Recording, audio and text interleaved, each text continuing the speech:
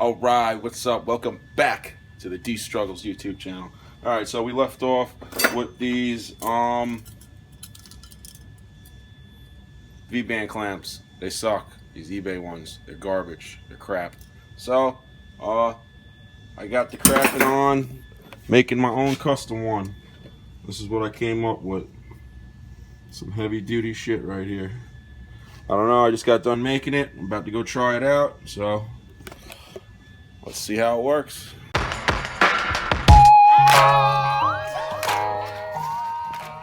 Alright, so I doubt I'm going to be winning any kind of award for the most prettiest custom V-band clamp, but I might win one for the sturdiness of it.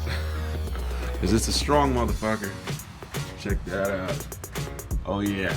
I love how my custom V-band clamp that took me about 2 hours to make is 10 times better than that shitty one I ordered off of eBay. That's so awesome. But heck yeah, it's in there good. I couldn't ask for it to be any better. But yeah, down at the bottom I still got to make some kind of brace because I want to try to brace the two pipes together. Something else I'm going to be working on. Well, alright, so I'm going to give you guys a quick look on how I fabricated that clamp. I bought another piece of this flat stock metal here, and I took a piece of this 2.5 inch exhaust pipe. I cut a little slit in it right there. I kind of fed this in about an inch, inch and a half, and then I pretty much just wrapped it around it, back around, so I got the shape of it. And then I cut it and then bent the ends up. Then I found me some scrap tube I had laying around that was just the right size, and I used the old bandsaw here.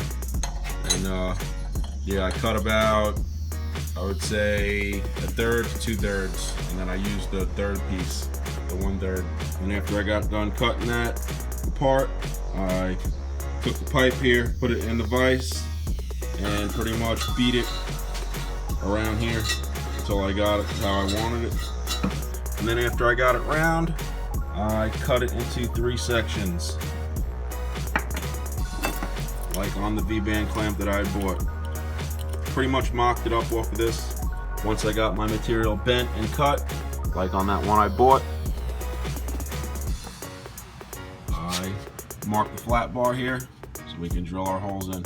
So now that we got all our holes drilled in here, we gotta cut our gussets for the corners, which all I used was the same flat bar that I made the clamp out of. So I got my gussets cut and tacked on there. Now we're gonna weld them up on there. Okay, so after we got those gussets welded in, I go ahead and I clamp that little guide piece, the first one anyway, onto the clamp itself. And then we weld the holes up in the back. And we weld that hole up, and then we move the clamp over closer to this hole, and then we weld that hole up. And repeat that process with the other 2 pieces here. And then when we're done welding it, we dunk it in the bucket. Oh yeah. And that's how I made my V-band clamp. Now all I gotta do is just cut this little extra tab off here, and then we're gonna install her. Alright, so we'll do a quick comparison of my V-band clamp and the eBay V-band clamp.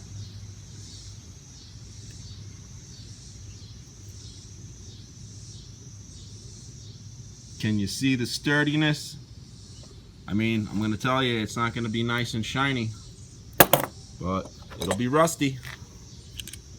Oh yeah, we got that second clamp on there, and it looks good, and it works even better than it looks. Heck yeah. They're nice and tight on there now. They're not all loose like they were with those cheap ass stainless steel ones that stretched on me. Yeah, I was actually about, I would say a month and a half ahead of the channel itself, you know, on building this. And yeah, when I stretched those clamps out for those V-bands, yeah, I pretty much stopped working on it for the last month and a half. So the channel's all caught up with the build, and I finally just got back to work on it. We got those V-band clamps fabricated on there, and yeah, I still haven't got those 2-inch T-clamps for the turbos going into the intercooler piping. I still have to acquire a set of those. Gnarly. We'll see you tomorrow. Alright, what is up, YouTube? Another day, another dollar, and we got them 2-inch T-clamps. Alright, so let's get these put on. Alright, we finally got them 2-inch T-clamps on there. Coming off the turbo, going into the intercooler piping. Hell yeah. Alright, so somebody called me out on my exhaust because I didn't leave any room in between the bumper and the exhaust tip. So, yeah, somebody mentioned something about if you got that exhaust tip touching that bumper, it's gonna melt it. And yeah, I'm sure it is gonna melt it. So yeah, I actually took the exhaust brackets, hangers that I made off, and I'm extending them down about 1.5 inches. This way I can get my hand in there. So yeah, I cut this exhaust hanger in half. We're gonna add this 1.5 inch piece in between. This way we don't have our exhaust tip and the bumper touching. Got the hangers nice and extended. Now it's time to throw some paint on them so we can get it right back in there. Alrighty, nice and tidy. So we got these exhaust hangers reinstalled and we can get a hand in there. Oh yeah. So I was also talking about making a brace to bracket these two downpipes together. So yeah, I figured I would put some kind of piece of metal across like that and overlay it, and then have two nuts holding it to where they're nice and sturdy together.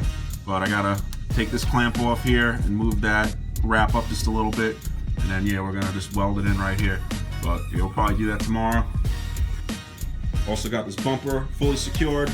We got the 3 nuts that go along the side and the 1 little bolt put back in on both sides, and the 5 plastic clips that hold the nose down to the bumper support.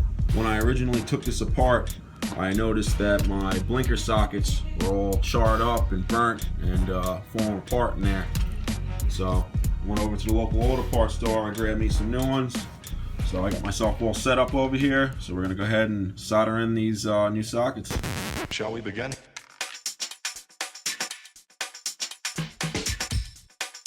All right, first one all soldered on. Just gotta pull up these shrink wraps and shrink them on there. All right, we got both of them sockets all soldered in. The only thing on this one, my dumbass forgot to put the shrink wrap on. So I'm taping it up. Oh well. Alright, so some things are just a pain in the ass, like these little connectors I'm putting in. So yeah, here's the light. So first issue I had on these connectors is they won't turn in because these little things that stick off that lock it in are too big, I guess. You had to take a little file like that one right there and file down the edge of that little hump right there to get it in. I did that to that side. Now this one melted right here, I guess. So now I gotta take a file and clean up the edge right there so I can get the bulb back in. Motherfucker. Well, we didn't get the first start out of her today, but we did make some progress. We got those 2-inch T-clamps on there. We got those hangers extended. What else did we do? We got the blinker sockets soldered in, and we got our bumper nice and secured on there.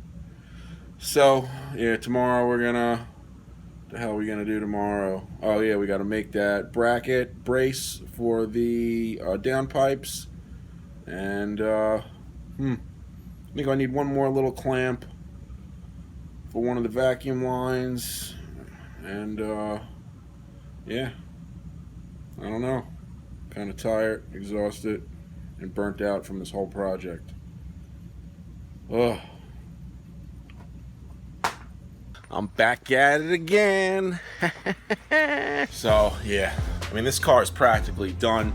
Almost everything's on it, just a few little things, and I am so behind on this whiteboard. I mean, even though it sits here and kind of hovers over me all day when I'm down here working, I constantly forget to check stuff off. So that's what we're gonna do now. We're gonna go ahead and check everything off that's installed. So we got here the turbocharger installed, the turbo flange installed, wideband gauge installed, the 3 pod gauge pillar and the pods and the gauges installed. Yeah, the intercooler, 2.5 inch intercooler piping installed, blow off valve installed, the 2 inch to 2.5 inch couplers installed, intercooler installed. Heater hose repair kit installed. We got all that. It's that 3 to 3.75 coupler installed. The proportionate valve installed. Boost controller, not yet. 3-inch intercooler piping installed. Sandwich plate installed. Hood pins, we haven't done that yet. Clutch master cylinder. Yeah, the oil feed fittings. The blow-off valve pipe. The oil feed and return lines. The oil return fittings. All right. That's about everything. And the cone filters. So yeah, the only thing left to put on out of this list I got here is the hood pins and the boost controller. And everything else is on. Oh, the radiator right there. That's right. Installed.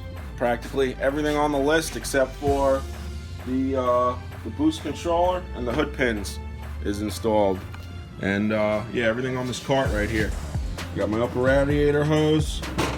Actually, yeah, I gotta put this fuel filter in, the hood pins. I gotta get the headlights back in with the headlight brackets.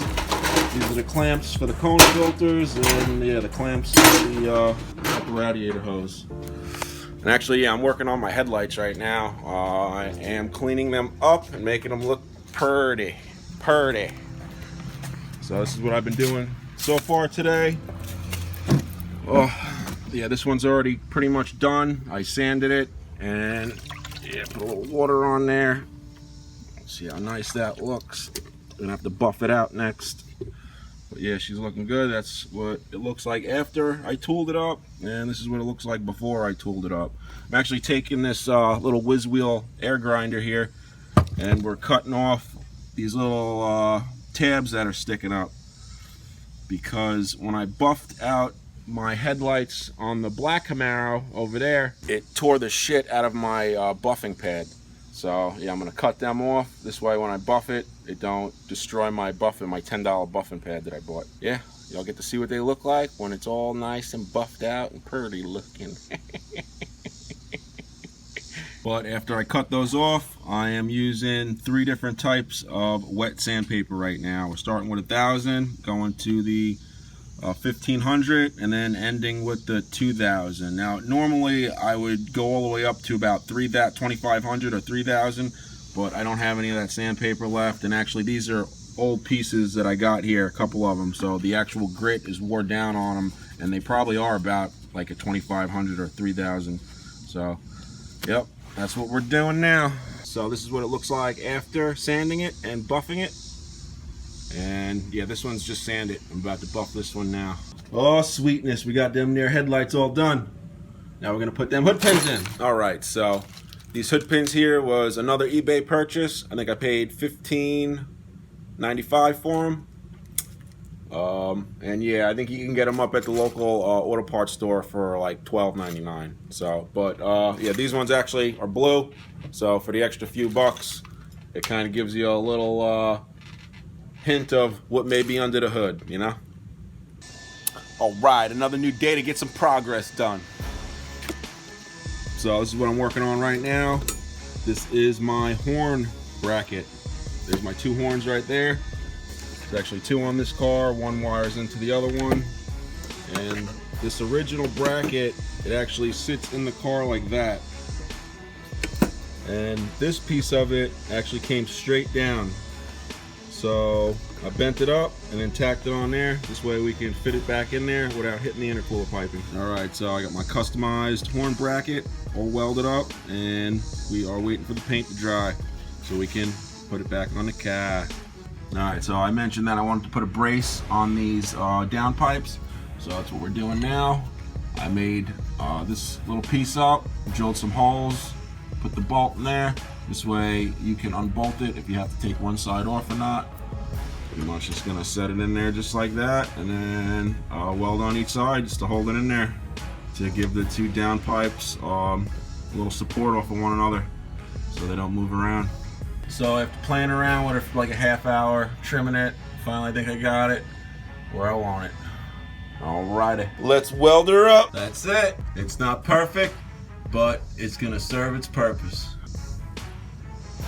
Oh yeah. Well, there's my horn set up. And we're gonna reinstall it right down there.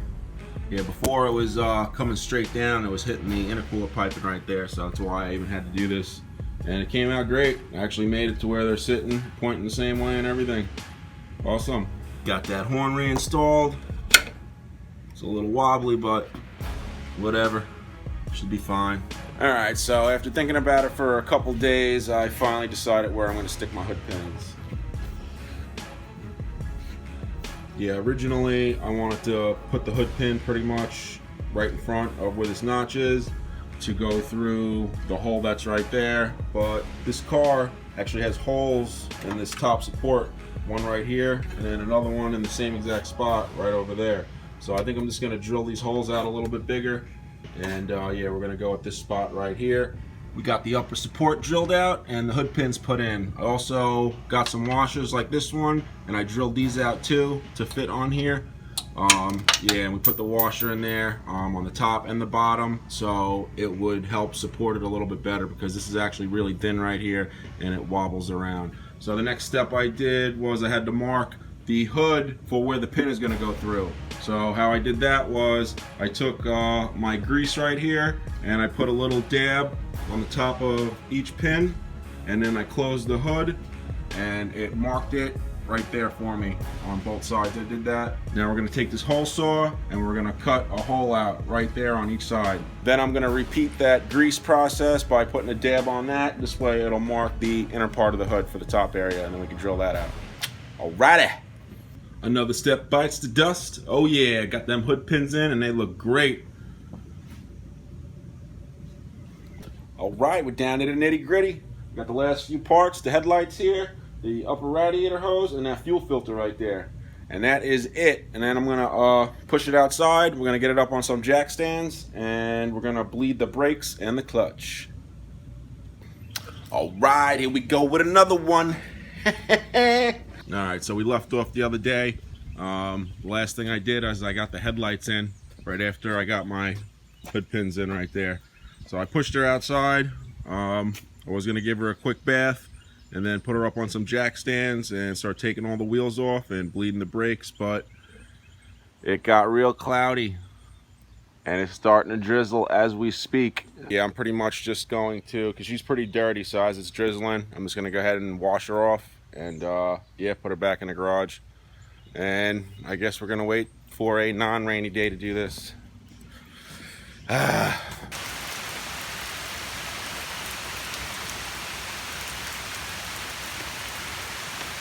Alright, I gotta thank the Lord. Thanks for waiting for me to get the car washed and pushed back in the garage before you let this happen. Oh yeah, but yeah, Betsy's back in here. She's all cleaned up. So we got them hood pins in. Alright, and the only thing left is the, where is it, the boost controller. Yeah, I'm not installing that right away. I'm just going to tune the car the first bit on the actuators, the way they're set as they are. I think they're set at about 3 pounds each. So yeah, we're just going to tune it like that for now. And yeah, once we get the first tune and everything in it, yeah, then we're going to throw that boost controller in so we can boost it up some. Also, I added to the list here, eventually I'm going to need that fuel pump wiring harness, and I definitely need the HP tuners. Yeah, I got them Volvo actuators in there and they're set to crack open. I think they're like 3 PSI. So yeah, I'm not too sure if, you know, because I got the 2 turbos in there, each one's cracked set open at 3. I'm not sure if you add that together, you know, that'd be 6 pounds, or it's still just 3. You know, it's something I'm going to have to figure out. Alright, here we go. I think this is the last under the hood part I need. I went up to the local hardware store, and this is the little clamp for my vacuum line going on to our blow-off valve. Go ahead and slide it on there. Get this hose on. And there we go. Under the hood is complete. Guess who's back at it? Oh yeah, so the other day I finally finished her up. I got our upper radiator hose on. Actually couldn't use the original one. I picked this one up at the pick and pull. Yeah, I actually grabbed that off of a 1986 2.8 Camaro. And yeah, it kind of fits on there good. Fits a lot better than the original one, I can tell you that much. And then after that, the last part that I put on underneath the hood here is this little green clamp for the blow-off valve. And yeah, everything under this hood is complete. Everything should be tightened up and ready to go. Yeah, the only thing I actually left loose was the oil feed lines going onto the turbos here, because I actually have to, I think, bleed them or prime them or something. Make sure oil's coming out of them before I actually hook them up. So hell to the yeah! Oh man, no, I am so damn excited. I can't wait to crank this thing. Oh yeah. But I'm gonna have to wait on that. I mentioned in one of my earlier videos that I had to take a trip to New York, which that's coming up in a week from now. So I'm gonna hold off on, filling it up with all the fluids, topping everything off and bleeding the brakes and the clutch until I get back. And I still gotta get that HP tuner. So while I'm gone for a couple weeks, that should give me a good amount of time to do the proper research, to teach myself how to tune this bad girl. All right, well, that's gonna wrap this one up. So peace and love, and I'll see you on the next one.